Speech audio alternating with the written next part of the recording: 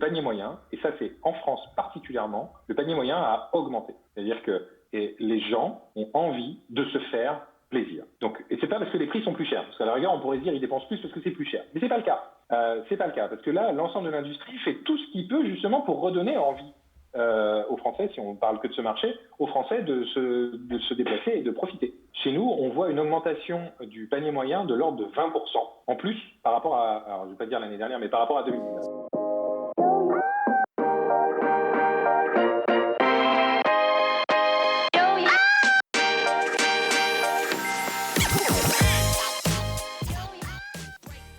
Bonjour et bienvenue parmi les Digital Doers, votre podcast source d'inspiration pour les acteurs de l'innovation. Ce programme est coproduit avec Comexposium pour les événements incontournables que sont le One-to-One Retail e-commerce de Monaco et le One-to-One Digital Marketing de Biarritz. Je suis Cyril Duplessis, acteur du changement dans le digital depuis plus de 20 ans. Je donne ici la parole aux personnalités des différents écosystèmes digitaux en France. Qu'ils soient prestataires, annonceurs, marques, retailers ou pure players, ils sont des acteurs engagés dans leur business et l'innovation fait partie de leur quotidien. Source intarissable d'inspiration, je vous propose une conversation dynamique et sincère pour vous donner accès à leur retour d'expérience, leur vision et leur analyse sur les tendances et les perspectives marché. Vous êtes de plus en plus nombreux à écouter les Digital Doers et je veux vous en remercier. N'oubliez pas de vous abonner sur la plateforme d'écoute de votre choix et de voter 5 étoiles sur Apple Podcast. N'hésitez pas à laisser un petit commentaire sympa, ça fait toujours plaisir. Alors bonne écoute à vous, toujours sans coupure.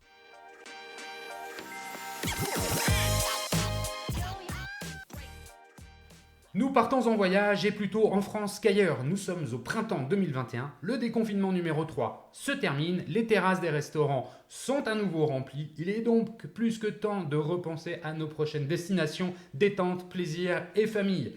Et pour en parler, j'ai le plaisir de recevoir Sébastien Venturini, PDG de Weekend Desk, agence de voyage en ligne, leader sur la vente de week-ends et de séjours thématiques.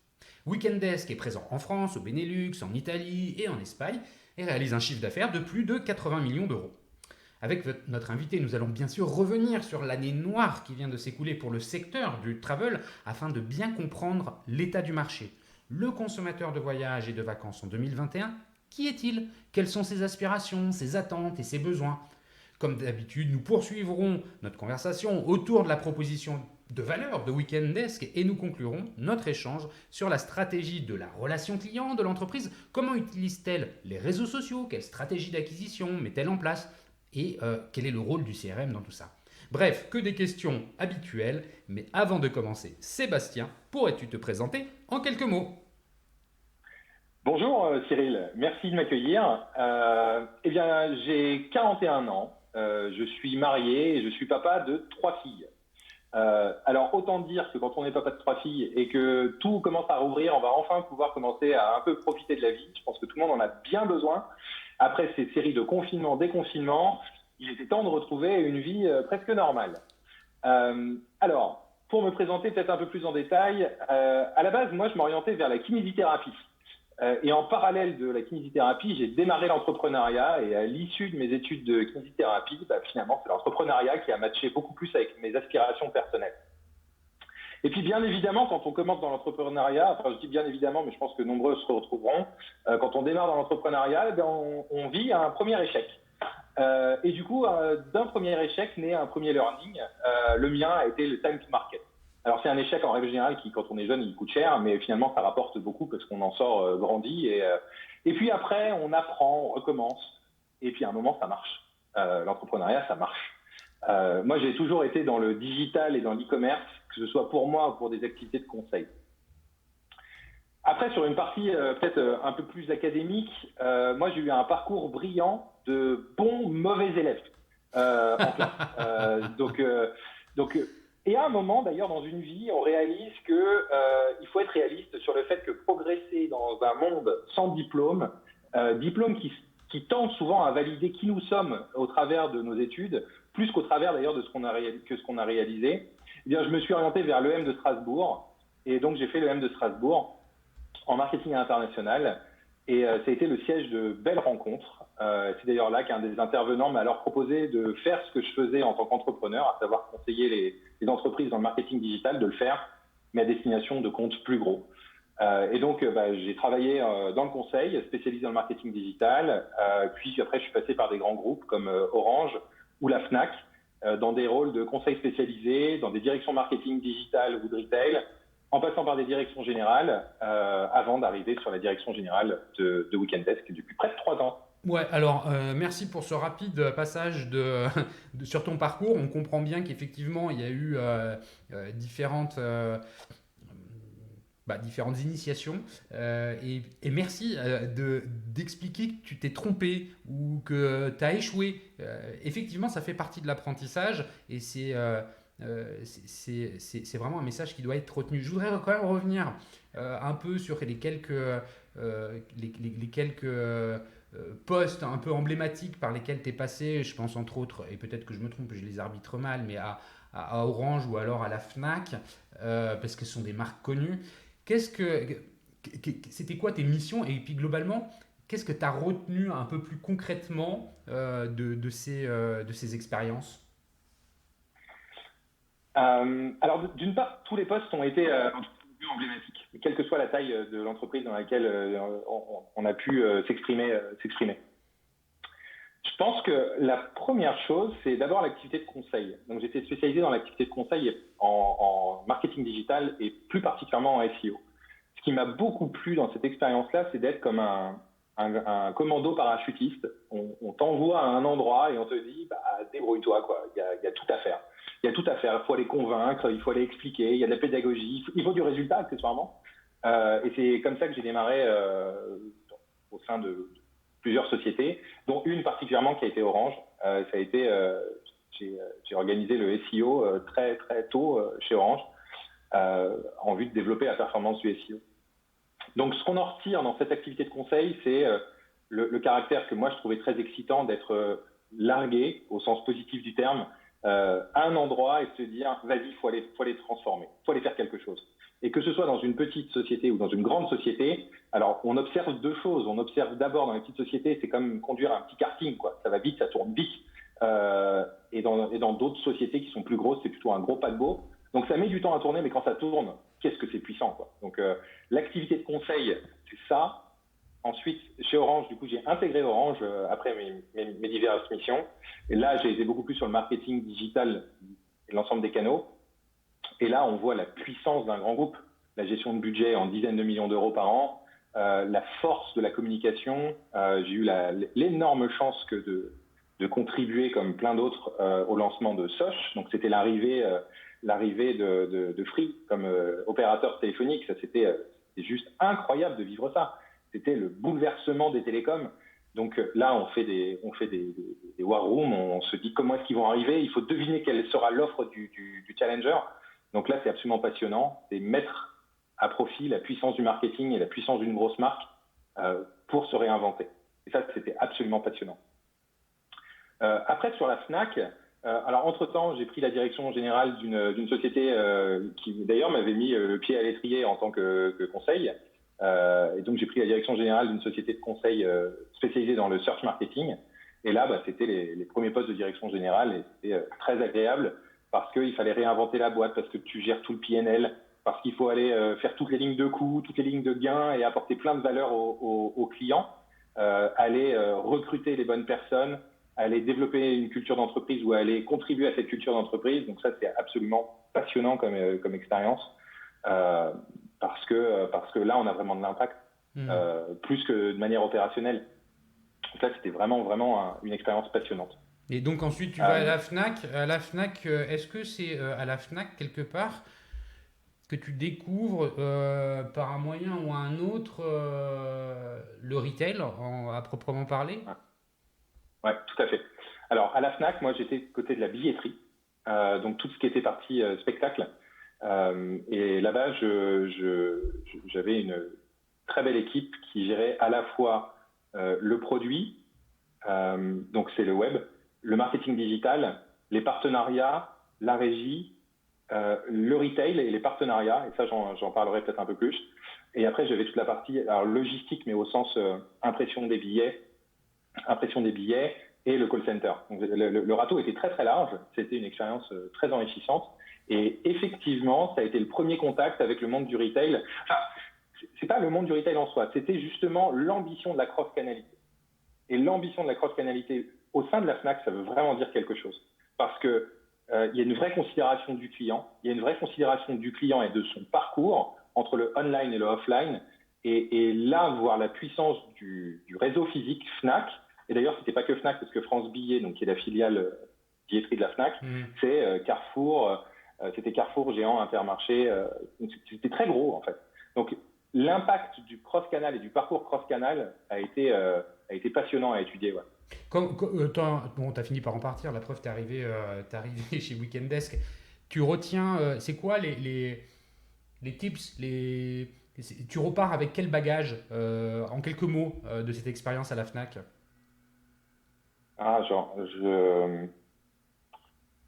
Qu'est-ce que tu as appris, quoi? J'ai appris tellement à la Fnac. J'ai appris qu'on pouvait avoir un impact très significatif du digital dans un monde très retail, que le retail peut servir le digital, et pas nécessairement en mode je tue le retail pour le digital.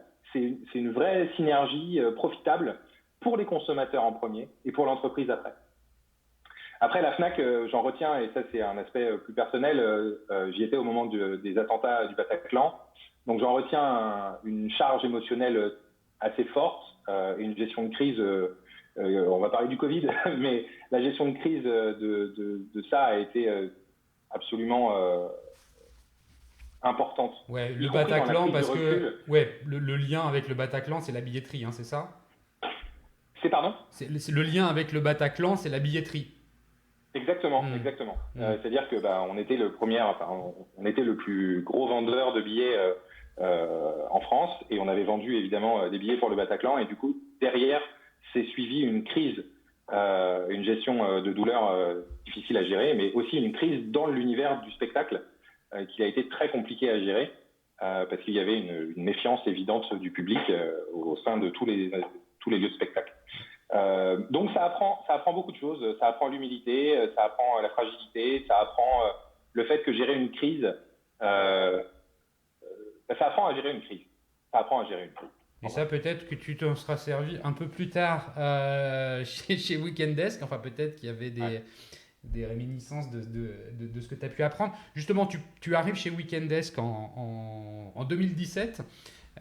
Très vite, tu en prends la direction générale, qui est d'ailleurs basée à Barcelone. On se parle à distance parce que tu es à Barcelone. Qu'est-ce qui te motive là pour le coup à arriver chez Weekend Desk? Pourquoi tu choisis ce nouveau challenge? Tu arrives en tant que CMO avant de prendre la direction. C'est quoi l'histoire? L'histoire de Weekend Desk, c'est d'abord l'histoire d'une rencontre. Et c'est assez souvent le cas d'ailleurs, en tout cas pour ma part, dans mon parcours. C'est une affaire de rencontre. À l'époque, je connaissais le précédent CEO de Weekend Desk de quelques années plus tôt, et on avait tout de suite bien fité ensemble, et on s'était dit qu'un jour on travaillerait ensemble. Et ce jour est arrivé à l'issue de la Fnac, où moi j'avais fait ce que j'avais à faire. Je pense que j'étais arrivé à la fin de ce cycle, et du coup ce chapitre s'est ouvert, et c'est la raison première de pourquoi est-ce que j'ai rejoint Weekend Desk, c'est d'abord l'équipe. Donc là, je parle essentiellement de l'actionnariat et du précédent CEO. Et l'histoire à raconter derrière ça, c'était la vente d'un produit plaisir qui est d'ailleurs assez proche en fait de la billetterie. Il y a tellement d'offres, il y a tellement de choses à découvrir, mais le premier point qui est très difficile à saisir, c'est justement, mais pourquoi rester dans son canapé, quoi. Il y a tellement de choses, de belles... Le défi numéro 1, que ce soit dans la billetterie, c'est de se dire, éveiller les gens au bonheur qui sont très proches. Il y en a. Et ça, c'est une expérience dans le B2C qui est hyper motivante.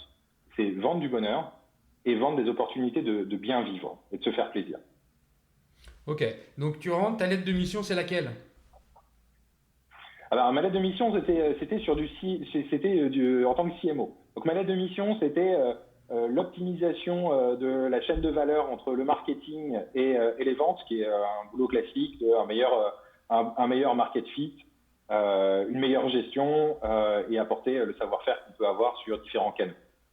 Donc, il y avait à la fois une partie branding, ensuite une partie plus marketing digital. Donc, quand je dis marketing digital, c'est au sens payant et organique du terme.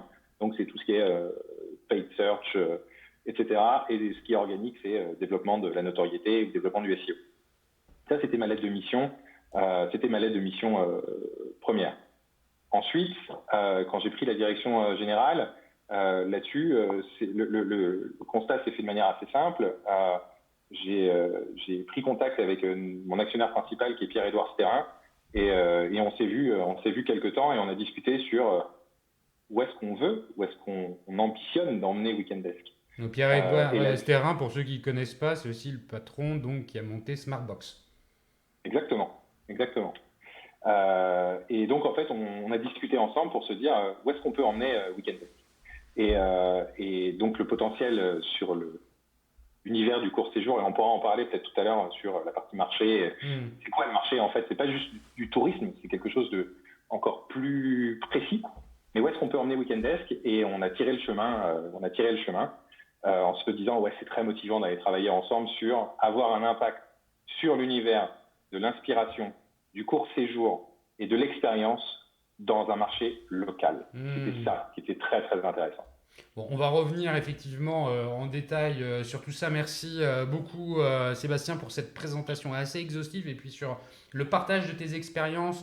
C'est toujours inspirant de comprendre un peu comment les invités ont finalement se retrouvent aujourd'hui derrière le micro. C'est parce que derrière, il y a quand même un parcours, il y a une cohérence et merci de nous l'avoir partagé. Je le disais en introduction, on vient de vivre une année, même peut-être un peu plus qu'une année noire dans ce qu'on appelle communément le secteur du travel. Alors on peut le redéfinir, mais enfin je crois que tout le monde va pouvoir se retrouver autour de cette terminologie, le travel. Ça a été horrible dans le sens où vous n'avez pas pu exister, ou peu. J'ai interrogé d'autres acteurs de ce secteur, et je pense entre autres à Travelski, qui n'a pas pu véritablement vendre ses séjours au ski. Et quand c'est ton business model, ça fait un peu mal. Bon, globalement, avant qu'on ne parle plus spécifiquement de Weekend Desk, c'est quoi les éléments d'analyse, tes éléments d'analyse du marché, comment un professionnel, un acteur du travel a pu, qu'est-ce qu'il a pu observer, comment il interprète la situation actuelle. Donc bien comprendre ce qui s'est passé et puis pour expliquer où on en est aujourd'hui en fait, au printemps 2021, avec un focus vraiment sur le consommateur. Parce que je pense que pour comprendre finalement ta proposition de valeur, et puis peut-être l'ensemble des propositions de valeur, c'est fondamental d'avoir un peu des notions du marché. Et je pense, moi-même étant consommateur de produits, de voyages, qu'on n'est plus tout à fait dans la même dimension qu'il y a 18 mois ou 2 ans. Donc je suis curieux de t'entendre te prononcer un peu sur tout ça. Vaste sujet. Oui. Alors peut-être que pour fixer du coup un cadre, le marché du travel et particulièrement celui du court séjour. Donc le court séjour, c'est moins d'une semaine. Il est en Europe de 120 milliards d'euros. Et à titre de comparaison, le long séjour, c'est environ 300 milliards. Donc à l'échelle européenne. La part du domestique, ce que j'appelle domestique, c'est quand on reste à l'intérieur de son pays, de sa frontière. Il est de 89 milliards. En France. Autant dire qu'on est... oui. Donc, autant dire qu'on n'est pas sur un petit marché. Non. Donc, il y a un vrai territoire d'expression ici. Maintenant, pour répondre à ta question sur ça fait quoi le passage d'un Covid, si j'ai bien compris ta question, ça fait quoi le passage d'un Covid sur tout cet écosystème? Bon, alors là-dessus, on ne va pas se leurrer, ça fait très mal. Donc c'était en mars l'annonce des confinements et avril, c'était le crack. Donc en fait, on passe d'une activité, on va dire, normale sur janvier-février, pour parler en année calendaire, sur janvier-février, un business normal, on voit que ça tout saute un peu avec les rumeurs, il se passe quelque chose en Asie, on n'est pas trop sûr, et puis finalement, en mars, ça s'écroule totalement, et là, on a un chiffre d'affaires qui dévisse, et on se retrouve à moins 95, à moins 98%, et quasiment du jour au lendemain. C'est un cut qui est juste immédiat et d'une violence absolument inouïe. Maintenant, la question, c'est comment, d'une part, en termes de consommateur, qu'est-ce que ça a comme impact au niveau du consommateur, et qu'est-ce que ça a comme impact aussi côté de l'entreprise. Donc, d'abord, côté consommateur, il y a cette crispation en se disant, il y a une incertitude, il y a un degré d'incertitude qui est tellement fort que tout s'arrête. En plus, on était dans un confinement très dur, donc la consommation elle-même, au-delà du travel, c'était quasiment arrêté, sauf pour certains produits de survie, évidemment. Donc, tout s'arrête. Là, arrive un flot côté client de questions par téléphone en se disant « Qu'est-ce qui va se passer ?» N'oublions pas qu'à l'époque, c'était un confinement d'une durée de 15 jours environ. Ouais. Donc qu'est-ce qui se passe? On reçoit un flot d'appels juste inouï, où on a des clients qui sont inquiets et qui sont dans l'inconnu. L'inconnu de quoi? L'inconnu de qu'est-ce qui va se passer dans 15 jours, qu'est-ce qui va se passer maintenant pour ma réservation du week-end prochain, et tout un tas de questions autour de comment je vais faire. Là, on reçoit un niveau d'appel, donc là je passe du côté entreprise, on reçoit un niveau d'appel juste stratosphérique. Donc on se fait chute du chiffre d'affaires de 98%, niveau d'appel fois X, juste inouï. Là, on a nos équipes qui font un travail absolument exceptionnel, un engagement pour le client absolu, et on mobilise toute la boîte pour répondre à nos clients et leur proposer les solutions au regard des informations qui étaient les nôtres au moment où cette crise arrive. Donc là, en fait, on parle vraiment d'un choc. Je pense qu'il n'y a pas d'autre terme. Choc systémique. Ensuite, la crise opère, donc on se retrouve quasiment à un niveau plancher de réservation pendant des semaines. La plus grande problématique, c'est que tout le monde navigue à vue. Le consommateur est à vue. Lui, on lui dit 15 jours de confinement. Donc on attend toujours 15 jours. Et ces 15 jours durent des mois, quoi. Et c'est la même chose en termes de pilotage d'entreprise. C'est exactement la même chose. On navigue à vue. 15 jours. Nos équipes sont mises en chômage partiel, évidemment, et on attend la reprise. Et on prépare la reprise. Et là, il se passe quelque chose qui est à la fois du côté de la conviction, de l'engagement, et c'est un point commun entre les clients et les gens qui travaillent chez Weekend Desk. C'est-à-dire qu'il y a un moment où tout le monde, et sans se concerter, tout le monde est totalement convaincu que le marché va reprendre, et va reprendre très vite. Donc nos équipes se mobilisent pour préparer la reprise avec nos partenaires, pour aller les appeler. Je parlerai peut-être plus tard de comment est-ce qu'on construit un produit. Bien sûr, on reviendra dessus. Mais effectivement, là, on est à la fin on est à la sortie du premier confinement il y a un an, quoi. Exactement. Et là, on a une conviction partagée entre les clients et nous en se disant, c'est à ce moment-là que ça va repartir. Donc on prépare les produits, on prépare la reprise, et là, ça repart. Et ça repart à une vitesse qui nous a juste totalement scotché. On est parti très, très, très vite. Un nombre de réservations donc qui s'était opéré sur juin-juillet essentiellement. Juin-juillet, un boom de réservations et qui a bien montré que les gens étaient juste, le confinement était tellement dur que les gens n'avaient qu'une envie, c'était justement de reconsommer à nouveau. Donc reconsommer chez nous, ça veut dire quoi? Ça veut dire des courtes expériences, pas très loin de chez soi. N'oublions pas que pendant le confinement, on a eu cette fameuse limitation kilométrique. Qui quelque part nourrissait totalement notre force de valeur. Ça c'est arrivé de mémoire, c'est arrivé dans un second temps. Après le premier confinement, il y a eu une forme de libération. On pouvait bouger à peu près comme on voulait jusqu'à la fin de l'été. Alors il y a eu le 100 km, il y a eu cette limitation aux 100 km. Ah oui. Et ça a totalement percuté avec notre proposition de valeur en disant vous pouvez partir pas loin et avoir une expérience de voyage hyper gratifiante dans son expérience et dans sa qualité, que ce soit sur l'offre de logement, l'offre de restauration, de bien-être, ou même la découverte de territoires qui sont finalement pas très loin et qui sont absolument géniaux. Donc ce que je comprends, c'est que les consommateurs, en fait, les consommateurs étaient de toute façon contraints à devoir consommer local. Et je trouve que ça fit parfaitement avec la proposition de valeur de Weekendex sur laquelle on va revenir. Mais donc, vous avez en fait un marché qui est contraint à organiser sa demande sur du local. Ça, c'est une réalité avec laquelle il faut opérer. Vous, ça fit parfaitement. Pour d'autres, ça fit peut-être un peu moins bien. Mais c'est une condition de marché qui est commune à tous les acteurs. Hein, on est d'accord. Oui, tout à fait. Il y a, Tout à fait. il y a, il y a, le- il y a un temps, il y a un second temps qui arrive en octobre de mémoire où on commence à parler de deuxième confinement. Ouais. C'est quoi l'impact là pour vous? Alors, c'est là que c'est absolument, je trouve fabuleux. On en parlait tout à l'heure sur la gestion de crise. Comment est-ce qu'on se prépare à une crise? À l'issue de la première crise, on avait fait le tour de nos équipes en disant quels ont été les learnings, quels ont été les apprentissages de cette première crise. Qu'est-ce qu'on a bien fait, qu'est-ce qu'on n'a pas bien fait, qu'est-ce qu'on ne fera plus jamais, qu'est-ce qu'on devra faire. Et on s'est fait juste un document, une page par direction, pour se dire si jamais ça doit revenir, parce qu'on l'ignorait à l'époque, si jamais ça doit revenir, qu'est-ce qui va se passer? Et bien, bim, qu'est-ce qui se passe en septembre? On rouvre le capot et on se dit ok, qu'est-ce qu'on va faire? Et là, en fait, force de l'expérience, on a pris notre expérience quelques mois auparavant, donc on agit très vite.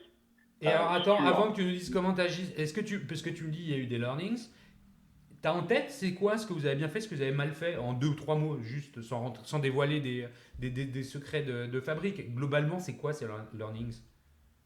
Alors, côté client, c'était un meilleur affichage de toutes les conditions sanitaires des lieux de séjour, qui est d'une complexité sans nom, parce que d'une part, les informations arrivent très tardivement, elles sont communiquées tardivement, mais elles sont quasiment mises en application immédiatement. Et le client a absolument besoin de savoir quelles sont les restrictions, quelles sont les choses qui sont possibles et pas possibles de faire. Et ça a été un des premiers learnings.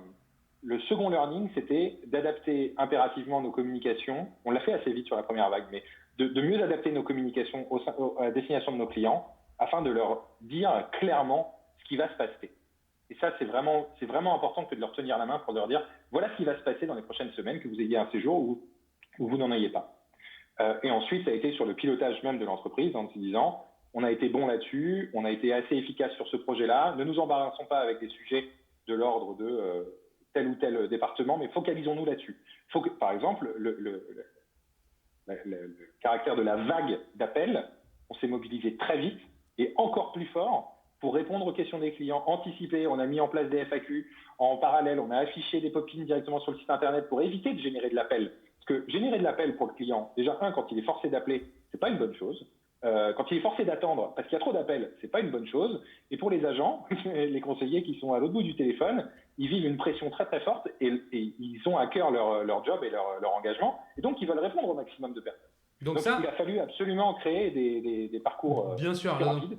Merci pour la transparence avec laquelle tu nous expliques ce que vous avez retenu. Deuxième confinement, vous avez ça comme bagage. Donc vous appliquez quelque part un peu ce que vous avez retenu de la première expérience. Ça se passe mieux? Ah oui, ça se passe vraiment mieux. Ça se passe vraiment mieux. Le seul point où si on doit toujours se dire tiens, il s'est passé un truc, le seul truc auquel on s'attendait pas, c'est que ça dure autant de temps. Ouais. C'est que c'est vraiment, on s'attendait pas à ce que ça dure autant. Mais d'un autre côté, et ça c'était aussi saisissant, on ne s'est pas retrouvé avec des baisses, en tout cas de notre côté, on ne s'est pas retrouvé avec des baisses aussi fortes. On n'a pas vécu le même choc de réservation que la première fois. La première fois, c'était en mode chat glacé, plus personne ne bouge. Le deuxième, on a réussi à avoir une espèce de fil rouge de réservation. Alors on était toujours on n'était pas bien servi, on va dire, mais on faisait du moins 70% de réservation. Mais on en faisait encore. Parce que les gens arrivaient finalement à se projeter plus loin en se disant à ce moment-là, ça ira mieux. Et donc, on avait cette confiance dans nos produits et les clients avaient confiance dans leur capacité aussi à en profiter et à profiter de choses qui étaient autour d'eux. Et donc ça s'est vraiment mieux passé. Après, ça a été très long. Voilà, c'est ça, parce qu'en fait, cette situation a perduré jusqu'à au mois dernier, quelque part. Ouais. Oui. Alors, par contre, tu vois, jusqu'au mois dernier, ça a été absolument saisissant de voir à quelle vitesse, à nouveau, c'est reparti. Mais c'est reparti, Une semaine avant, je crois que le calendrier la communication sur le calendrier de levée de restrictions a été fait, je pense, le 29 avril. Une semaine avant, on avait fait fois 2 en réservation, une semaine avant, par rapport à la semaine précédente. Et après, on a fait au total fois 4 après le calendrier. Et là, aujourd'hui, on est quasiment à quelques pourcentages près au niveau de 2019 en termes de réservation. Je précise pour les auditeurs qui écouteront dans le futur que nous sommes en train d'enregistrer l'interview le 21 mai 2021. Voilà, c'est juste parce que le contenu peut être écouté dans plusieurs mois. Donc là, aujourd'hui, on a un boom qui est en fait comparable à ce que vous avez pu vivre il y a un an, mais vous êtes mieux préparé, mieux armé pour pouvoir y répondre. On comprend bien ce que ça a été pour un acteur comme Weekendesk de vivre de cette traversée du Covid, de ce cataclysme en termes de business, à la fois pour le marché, mais aussi pour l'entreprise. Avant qu'on ne reparle de Weekendesk et comment vous servez vos clients et la singularité de votre proposition de valeur, arrêtons-nous 2 secondes sur les consommateurs aujourd'hui. En quoi ils ont changé ? Est-ce que vous observez finalement des changements dans les produits qui sont réservés, dans les attentes, dans les questionnements des consommateurs ? Alors oui, peut-être pour rebondir sur une de tes remarques tout à l'heure, qui était de dire le marché a été contraint. D'une part, c'est-à-dire que effectivement le court séjour est local et contraint aujourd'hui pour des raisons sanitaires. Donc forcément, aujourd'hui, je pourrais dire oui, le marché du local explose, mais il est contraint. Mais qu'est-ce qu'on observe ? D'une part, le marché local et du court séjour, il est pas neuf. Il existe depuis très longtemps. En tout cas, nous, ça fait plus de 15 ans qu'on est dessus. Donc, il existe depuis un moment.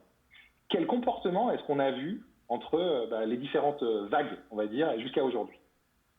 D'une part, on est passé sur un mode de consommation qui, avant, on appelle ça l'advance booking, la réservation anticipée, entre le moment où je réserve et le moment où je consomme mon séjour. Avant le Covid, on était à peu près à 30 jours. Donc, je réservais mon court séjour un mois avant. Alors, je vais passer les périodes de confinement parce que du coup, ça ressemble plus à rien. Ça ressemble plus à rien. Là, on est, en tout cas sur le mois de mai, accéléré par les calendriers, etc., on était sur une réservation pour le mois, mais sous-entendu à 15 jours. Donc, crac, le truc s'est réduit énormément. Et maintenant, donc en fait, ça s'appelle l'advance booking. L'advance booking était long avant, il est devenu court, il est devenu très court, et là, avec l'arrivée de l'été, il est en train de se rallonger. Donc, premier type de comportement, c'est qu'avant, c'était plutôt linéaire dans l'année. Là, maintenant, c'est un peu plus, je ne vais pas dire saisonnier, mais il y a plus de variation dans l'anticipation de ces séjours. Ça, c'est le premier point. Le deuxième point, c'est est-ce qu'ils consomment des choses différentes ? Grosso modo, ce qu'on peut observer, c'est que à la fois les villes et à la fois les alentours de villes sont toujours plébiscités. À cause des confinements, parce que les gens ont été confinés et surtout en ont souffert dans les villes, forcément, les abords de villes connaissent un succès plus important parce que les gens ont besoin d'air. Ils ont besoin de verdure, ils ont besoin de montagne. L'été dernier, ça avait été juste incroyable. La montagne avait été ultra plébiscitée. C'était juste incroyable. Tous les massifs, tous. Donc oui, il y a une recherche de nature. Tu posais la question de est-ce qu'il y a des changements de comportement. La recherche du grand air, de la nature, des bords de mer est plus marquée. Je ne dis pas que c'est nouveau, parce que ça a toujours existé, mais en tout cas, c'est plus marqué. Le troisième point, c'est le panier moyen.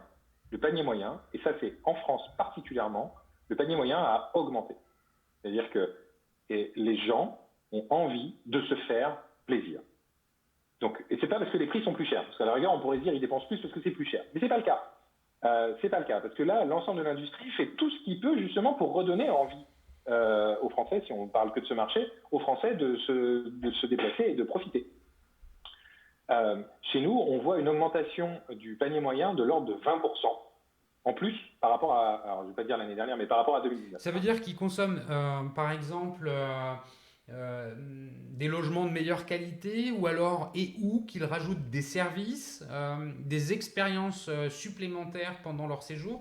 Comment comment elle s'explique cette hausse du panier? Alors, on voit deux choses. On voit exactement les deux phénomènes. On voit je vais dire, une recherche comment dire, d'offres plus riches, plus qualitatives, encore plus qualitatives. Donc, par exemple, des personnes qui avaient l'habitude de partir en 4 étoiles vont cette fois-ci partir en 5 étoiles.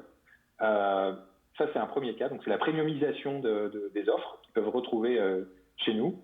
Ça, c'est le premier point. Et le deuxième point, c'est un couple qui, par exemple, partait avec un séjour contenant un logement et une offre de restauration gastronomique, va rajouter du bien-être. En se disant, je veux un spa, je veux un soin, je veux un massage. D'autres vont rajouter autre chose, une sortie culturelle. Et donc, c'est ça qu'on voit s'opérer. Ok. Donc on a en fait aujourd'hui, et ce que tu dis hein, quelque part vient confirmer, je pense que beaucoup d'auditeurs partagent ce sentiment de la France retrouvée dans les médias. Beaucoup d'articles de journalistes nous racontent qu'effectivement les Français ont tendance à redécouvrir leur pays ou le, pas, de le découvrir autrement, mais il y a un focus là-dessus et ça va dans ce sens. Peut-être qu'aussi la consommation ayant été freinée pendant les confinements, il y a une épargne qui est plus forte et donc cette volonté de rattrapage en quelque sorte qui peut expliquer peut-être pourquoi le panier moyen en France augmente. Avant qu'on parle justement de Weekendesk, tu as bien fait attention de mentionner la France. Je le précisais en introduction, vous êtes présent au Benelux, en Italie et en Espagne. Est-ce que tu peux nous dire un mot rapide sur les évolutions dans ces marchés-là? J'imagine qu'il y a beaucoup de similitudes avec la France. Cependant, en t'entendant parler, j'ai l'impression qu'il y a quand même des différences. Oui, mais tu fais vraiment bien de le remarquer parce que, alors d'une part, la gestion de la crise a été, je ne vais pas dire totalement différente, mais a été différente dans tous les marchés qu'on couvre aujourd'hui. Tant dans les restrictions donc restrictions géographiques que dans les restrictions de consommation. Est-ce que les restaurants sont ouverts? Est-ce qu'ils sont fermés? Est-ce que les lieux de culture sont ouverts? Est-ce qu'ils sont fermés? Est-ce qu'il y a des jauges? Est-ce qu'il n'y a pas de jauges? Est-ce qu'il y a un confinement à la maison ou pas de confinement à la maison? Donc on a vu plein de choses différentes opérer. Et finalement, pas hormis le premier confinement qui lui a été assez unanime et assez global. En revanche, après, il y a eu beaucoup de différences. Qu'est-ce qu'on peut noter? On peut noter deux choses. On peut noter la vitesse de reprise de certains marchés qui s'est fait plus vite que d'autres. On peut noter une augmentation, par exemple, de la consommation, donc du panier moyen, qui est beaucoup plus forte en Belgique, par exemple, qu'elle ne l'est en France. Et pourtant, en France, elle est très forte. On peut noter que parce que les soutiens, en tout cas, on l'assimile à ça, en tout cas, c'est notre analyse, que les soutiens économiques dont la France a profité, à un moment, on se retrouvait dans l'économie. Par exemple, en Espagne, le soutien économique est sans aucune comparaison, il n'y a aucun degré de comparaison entre une situation en Espagne économique et une situation en France économique. La situation en Espagne, l'Espagne a été radicalement moins accompagnée, pour pas dire presque pas du tout, pour les salariés, pour les entreprises. La France a eu une chance incroyable de ce côté-là. Et probablement que ça a un effet évidemment sur la reprise. D'ailleurs, c'est un peu la thèse utilisée aujourd'hui par nos politiques, qui est de dire on a beaucoup soutenu, mais c'est justement pour que la crise soit moins dure à la reprise. Donc, l'Espagne a une vitesse de reprise bien moins importante que la France, et y compris sur son pouvoir d'achat. Mais on va voir comment ça va s'installer sur les prochaines semaines. En tout cas, la France a beaucoup de chance, et espérons que ça soutienne l'économie comme ce qui a été prévu. Bon, alors merci pour cette analyse approfondie et détaillée du marché, mais je pense qu'il était nécessaire qu'on prenne le temps d'échanger, de t'écouter sur ça, puisque en tant que consommateur, évidemment, on le perçoit, évidemment, on est bien conscient qu'il y a eu des passages difficiles, parce que nous-mêmes, nous ne sommes pas déplacés, on n'a pas pu profiter de ces séjours, de ces voyages, et attendre un acteur finalement nous expliquer avec une vision de l'intérieur, c'est toujours intéressant. On a été mis en contact suite à un post LinkedIn. Tu étais assez enthousiaste en fait sur un post LinkedIn sur lequel j'ai réagi où tu disais bon voilà, allez, c'est reparti, on va de l'avant. J'aimerais maintenant que tu nous proposes, non, que tu nous expliques la proposition de valeur plus en détail de Weekend Desk. Qu'est-ce qui fait votre singularité? Pourquoi vous êtes si bien placé pour cette reprise? Il y a évidemment des éléments d'information que tu nous as déjà livrés. On a pu comprendre que c'est sur des séjours principalement courts, plutôt des week-ends, d'où le titre, hein, le nom, la marque Weekend Desk. C'est aussi des séjours thématiques. Est-ce que tu peux aller un peu plus loin et puis nous en dire un peu plus?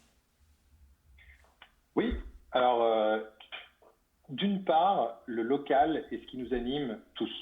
C'est ce qui fait que chaque Weathers, c'est le nom de nos salariés, qui est une équipe ultra engagée et qui a fait preuve d'un engagement absolu et encore plus accentué par cette crise, notre motivation à nous lever tous les jours et à servir nos consommateurs, c'est de rendre visibles et accessibles des destinations auxquelles on ne pense pas, parce que parfois elles sont tellement proches de soi qu'on n'y pense pas du tout. Donc, notre objectif, c'est de donner accès à une expérience clé en main où tout est prévu en fonction de vos envies. Et c'est là qu'arrive la dimension de thématique à laquelle tu faisais référence. Notre job, c'est donc d'aller chercher des expériences passionnantes, enrichissantes, proches de chez soi, parce qu'on part du principe qu'il faut juste qu'on ait juste 3-4 affaires à mettre dans une voiture, faire moins de 2 heures de route pour déjà passer un moment exceptionnel.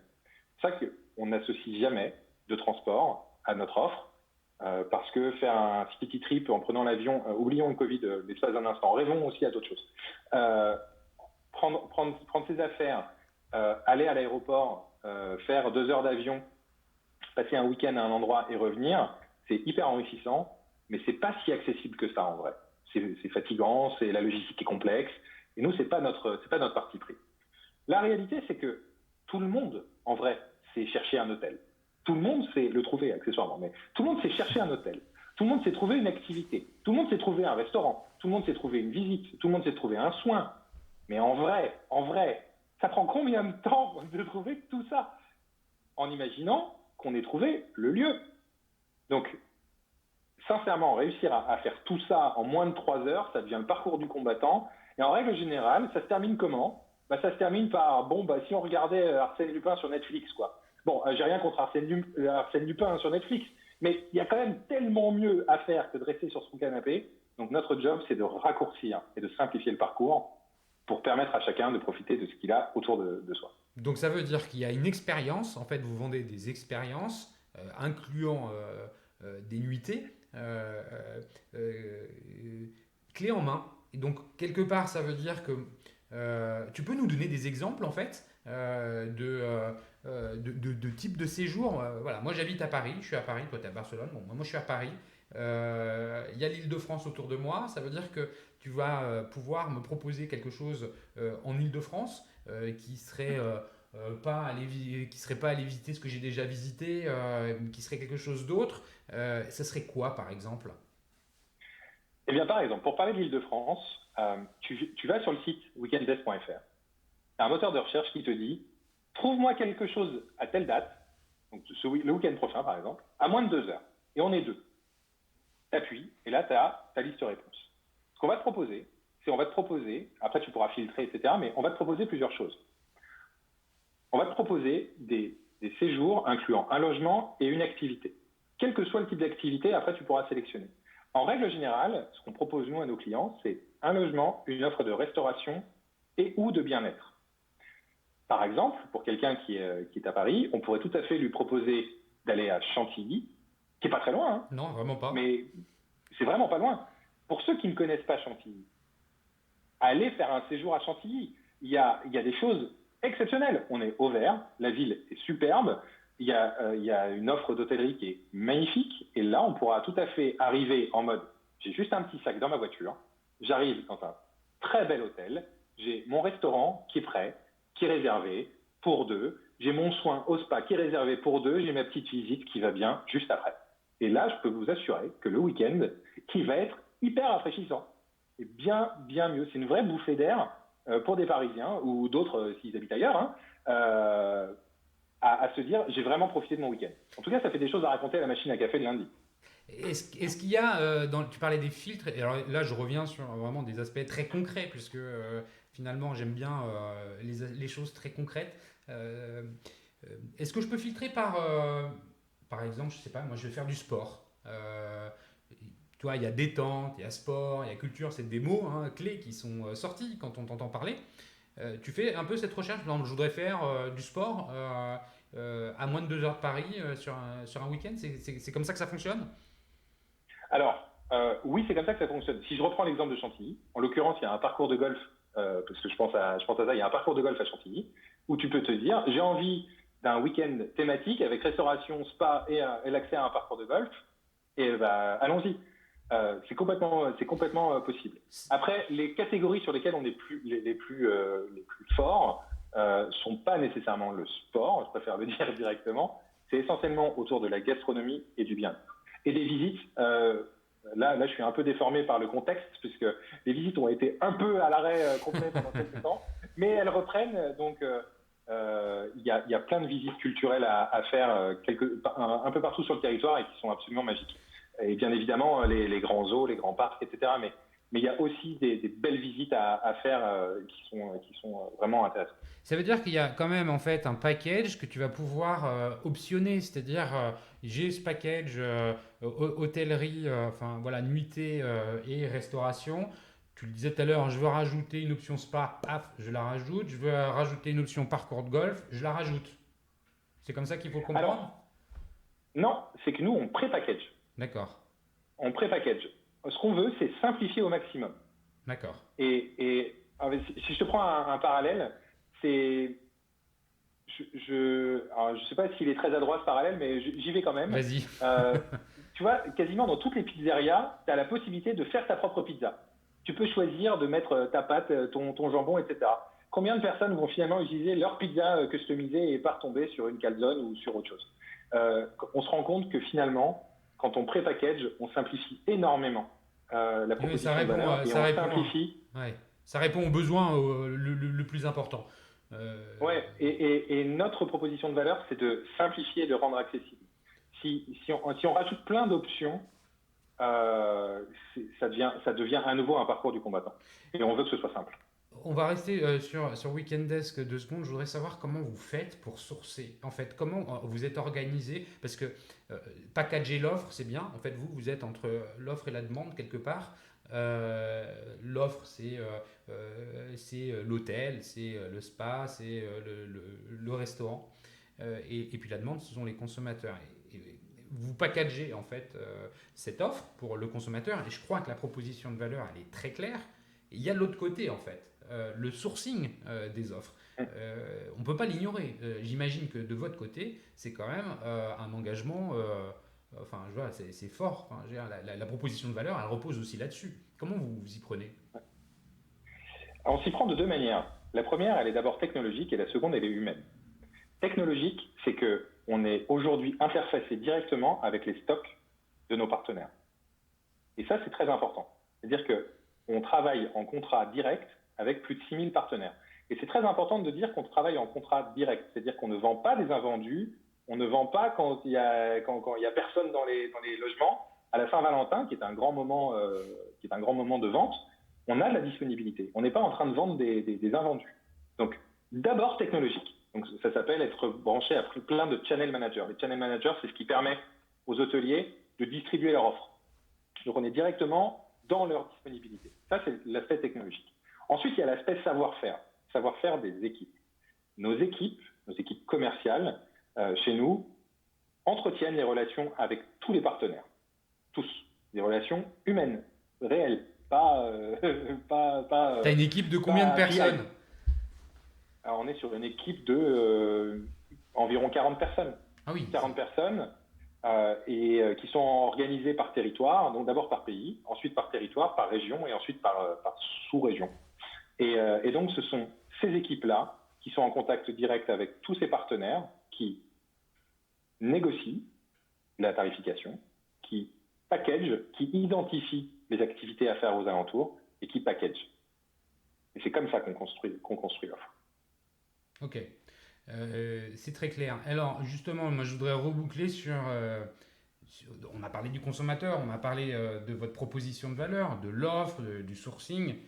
Comment vous entretenez finalement la relation client et c'est singulier chez vous parce que vous n'avez pas forcément des clients qui vont tous les mois revenir acheter quelque chose, parce que tous les mois, on ne se paye pas un week-end spa détente à Chantilly. Tu conviendras que c'est plus occasionnel. Comment vous gérez cette singularité de votre relation client? Est-ce que les réseaux sociaux font partie de la stratégie? Quel est le rôle du CRM? Comment vous faites pour les recruter initialement? En fait, il y a deux sujets. Il y a d'abord la question de nos clients. Et ensuite, il y a la question de la prospection. La question de nos clients, elle est... alors, tu as raison, on ne se fait pas un week-end par mois. Et c'est bien dommage. On ne se fait pas un week-end par mois, mais c'est bien dommage. Mais dans l'univers du travel, on ne se fait pas non plus 3 voyages par an. En revanche, il y a combien de semaines? Il y a plus de 50 semaines par an. Donc la vraie capacité, je n'ai pas précisé tout à l'heure, mais notre panier moyen, c'est environ 250 euros. D'accord. Donc notre capacité à faire découvrir à nos clients des moments de vie proches de chez eux, alors pas tous les mois, même si on pourrait l'envier, mais au minimum une fois par trimestre, 2 fois par an, elle est complètement possible. Là où faire des voyages plus longs devient plus compliqué, ne serait-ce que pour des raisons économiques, oublions le Covid un instant, mais ne serait-ce que pour des raisons économiques, c'est beaucoup plus compliqué. Le court séjour, qui plus est en local, simplifie énormément cette capacité à développer le repeat business. Donc, comment est-ce qu'on fait? Déjà, vivons une première expérience. Une fois qu'on a vécu cette expérience, on se dit finalement c'était quand même très très chouette. On a vraiment passé un très bon séjour et on a envie de le refaire. Et ça, c'est essentiellement basé sur la qualité du sourcing et de la constitution de l'offre et de la simplification du parcours. Et c'est ça qui déclenche le repeat business. Ensuite, il y a le deuxième sujet qui était le sujet de comment est-ce qu'on trouve nos clients. Tu as parlé du repeat business. Il est important. Est-ce que c'est un chiffre qui est secret ou est-ce que tu peux nous en dire plus sur le repeat business? Alors, est-ce que c'est important? En vrai, moi, je pense que j'aurais une perception assez dure en me disant que c'est jamais assez important. Tu vois, ton réflexe a été de dire, est-ce qu'on n'y va pas une fois par mois? Mais du coup, moi aussi, je peux m'insatisfaire qu'on n'y aille pas une fois par mois. Donc déjà, allons-y 2 fois par an. Ça serait déjà fabuleux. Et après, dans ma façon de réfléchir au repeat business, dans l'univers du travel, et du coup qui intègre les longs séjours, c'est très difficile d'être sur une durée de 12 mois. Donc, on va les regarder 24, voire 36 mois. De facto, au regard de notre business, moi, je préfère regarder 12 mois. Et aujourd'hui, si j'ai plus d'un utilisateur sur 5 qui revient dans l'année, c'est plutôt très satisfaisant. Mais j'ai très envie que ça passe à 1 sur 4. On n'est pas loin d'1 sur 4 d'ailleurs. Mais voilà, mon ambition, c'est ça. Donc, d'une part, le délai et la période de repeat, je la réduis par rapport à l'industrie, de par la nature du produit. Et après, l'objectif, c'est d'aller déclencher cette première réservation parce que les autres vont arriver finalement assez naturellement. Et justement, ce repeat business, vous le travaillez comment? En fait, la relation avec les clients déjà en base, il y a une stratégie CRM, il y a de l'emailing. Comment vous faites concrètement pour réactiver le client qui est déjà venu une fois et que tu voudrais voir revenir au bout de 6 mois? Alors, d'une part, je pense qu'un peu comme partout, on a des parcours utilisateurs, alors CRM ou pas CRM d'ailleurs, qui sont différenciés entre quelqu'un qui ne nous connaît pas, qui n'a jamais consommé, et quelqu'un qui a consommé. Quelqu'un qui a consommé, notre objectif n'étant pas de faire en sorte que, à peine sa réservation faite, on lui envoie déjà d'autres offres pour qu'il rebook. Donc déjà, il réserve, il passe sa réservation, et ensuite on lui laisse un peu de temps pour revenir. On lui pose des questions aussi sur sa satisfaction, parce que c'est d'une part, c'est la satisfaction qu'il a eue à utiliser nos services, mais également à juger de la qualité de l'offre qu'on lui a proposée. Ce qui nous permet d'ailleurs d'avoir une relation saine avec nos partenaires. Et seulement après, on intègre cette dimension de... on comprend ce qu'il a consommé la première fois, et du coup, on extrapole sur la consommation de la prochaine, sans essayer évidemment de tomber dans le cliché Si tu es allé une fois à Marne-la-Vallée à Disney, on va pas te pousser Disney 100 fois parce que quand tu l'as fait une fois, tu l'as fait une fois, quoi. Ouais, je suis d'accord. Donc, par contre, ce qui va nous intéresser, c'est de dire, tiens, il habite ici, il est allé à tel endroit, il nous a mis telle notation sur la gastronomie, etc., le sport, pas le sport, et on va essayer de lui pousser une offre plus pertinente. Donc ça passe par la data, évidemment, et la relation client par le CRM. C'est essentiellement d'ailleurs sur le repeat business, c'est essentiellement le CRM, et après ce sont des actions de branding qui se font en se disant, je vais adresser un client, par exemple en retargeting, de manière différente, un client qu'un prospect. Okay. Quelqu'un qui ne nous connaît pas, qui ne connaît pas la marque, d'abord il va falloir lui dire que l'offre existe, que la marque existe et quel est le bénéfice pour lui, alors que pour quelqu'un qui a déjà consommé, on lui raconte une autre histoire. Bien, oui, justement, alors celui qui t'a parlé du client, donc celui que tu connais, qui a déjà consommé, il faut le recruter celui-là. Comment donc, avant de vous connaître, vous ne vous connaissez pas par définition. Comment vous faites Est-ce qu'on peut aujourd'hui faire de l'acquisition comme on en faisait il y a 2 ans C'est quoi ce qui fonctionne et puis là-dedans, est-ce que les réseaux sociaux jouent un rôle chez vous? Alors oui. Oui à tout. Oui à toutes les questions. Est-ce qu'on peut faire encore de l'acquisition comme on en faisait avant? La réponse est oui. Alors du coup, c'est comment on en faisait avant? Est-ce qu'on en fait via du search, via du paid search comme Google ou via des ads comme Facebook ou d'autres? La réponse est oui. Maintenant, quelle est la teneur du message qu'on donne à l'intérieur? Alors sur du search, c'est plus facile parce qu'on est en réponse à une question. Sur du social media, c'est l'inverse. C'est-à-dire que c'est à nous d'aller lui dire pourquoi il est légitime de regarder notre pub et pourquoi il est légitime d'y penser. Alors que dans le search, c'est finalement, je cherche un week-end en Bretagne, avec un resto. C'est à nous d'être les meilleurs pour lui dire c'est chez nous qu'il faut aller. Et là, notre proposition de valeur de tout inclus, local, à moins de 2 heures de la maison, pour peu qu'on est bien targeté, c'est comme ça qu'on va le convaincre. Ça, c'est sur le search. Social media, c'est lui dire est-ce que tu savais que finalement, à pas loin de chez toi, il y a une superbe expérience? Et là, on est plus dans une approche de branding, en disant, intéresse-toi à cette destination. Et tu sais quoi? En plus, elle n'est pas loin. Une fois que la destination, elle est intégrée, on peut arriver sur l'offre. Et bien souvent, et là, je ne sais pas si c'était ta question, c'est quel est le type de contenu? Ouais, c'est ça. Et que ce soit d'ailleurs en paid ou en organique, parce que chez nous, on a une force importante, c'est que largement plus des 2/3 de notre trafic, il est organique. Donc notre partie payante, elle est essentiellement branding ou à la performance. Mais sur la partie contenu, particulièrement sur le social media, c'est essentiellement des contenus inspirationnels de dire rendez-vous compte des merveilles qui sont situées juste pas loin de chez vous. On avait fait une campagne il y a quelques temps qui était de montrer des décors des Caraïbes, des décors du Grand Ouest américain, des décors de l'Asie. Tout ça, c'était en France, en fait. Toutes les photos qu'on voyait, on imaginait que c'était le Grand Canyon. Non, c'était les Cévennes. On imaginait que c'était les Caraïbes. Non, c'était la Corse ou la Bretagne. Enfin, il y a autant de merveilles. Et ce qui compte, et c'est ça qui est le plus difficile, c'est d'aller dire ne traversez pas la planète. Et d'ailleurs, dans les comportements des utilisateurs, tu me posais la question tout à l'heure, on voit et on perçoit une dimension aussi d'autres aspects qui vont rentrer dans la décision d'achat. L'empreinte carbone, le pouvoir d'achat, l'économie, alors je ne veux pas l'appeler économie circulaire parce que ça veut dire autre chose, mais l'économie plus locale, en tout cas, on va dire, et le fait de ne pas nécessairement traverser la planète et les dimensions, évidemment, de sécurité sanitaire. Je vais être dans un endroit où je me sens sûr et à l'aise.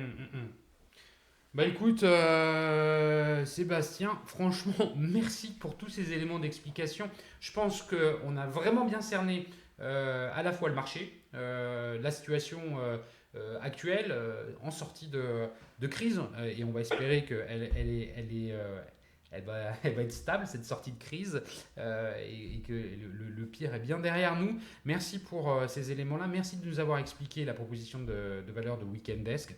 Je pense qu'on en a beaucoup appris. Je voudrais remercier également Comme Explosium et Edith qui coproduit avec le One-to-One Retail e-commerce de Monaco ce podcast, cet épisode. Merci à vous tous, les auditeurs, toujours plus nombreux, à m'encourager à continuer et à féliciter les invités qui passent pour pour la sincérité et la qualité de la conversation que je rappelle, qui est toujours sans montage, c'est les conditions du direct.